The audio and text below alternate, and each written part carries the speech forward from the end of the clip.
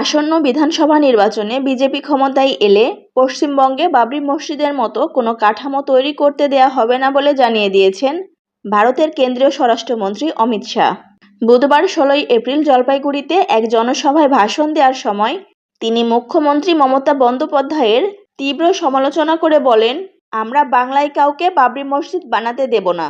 অমিত শাহ অভিযোগ করে বলেন, নবগঠিত আমজনতা উন্নয়ন পার্টির প্রধান হুমায়ুন কবির তৃণমূল কংগ্রেস নেতৃত্বের ইশারাতেই এমন বিতর্কিত কর্মকাণ্ড পরিচালনা করছেন। উল্লেখ্য, গত বছরের ডিসেম্বরে তৃণমূল থেকে বহিষ্কৃত হওয়া হুমায়ুন কবির মুর্শিদাবাদের বেলডাঙ্গা এলাকায় একটি মসজিদ নির্মাণের প্রস্তাব দিয়ে ব্যাপক বিতর্কের জন্ম দিয়েছিলেন। অমিত শাহ আরও বলেন, এটি ভারত এবং এখানে কেউ বাবরি মসজিদ তৈরি করতে পারবে না। মমতা বন্দ্যোপাধ্যায় ও তার ভাইপোর বোঝা উচিত, এ ধরনের মসজিদ তৈরির স্বপ্ন চুরমার হয়ে যাবে। তিনি আরও বলেন, বিজেপি নিশ্চিত করবে যাতে এই প্রকল্প কোনোভাবেই সামনে এগোতে না পারে।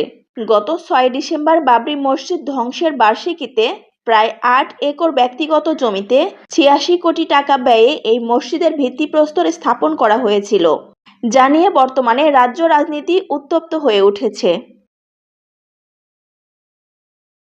রোজিনা সুলতানা রোজি, নিউজ এক্সপ্রেস, ঢাকা।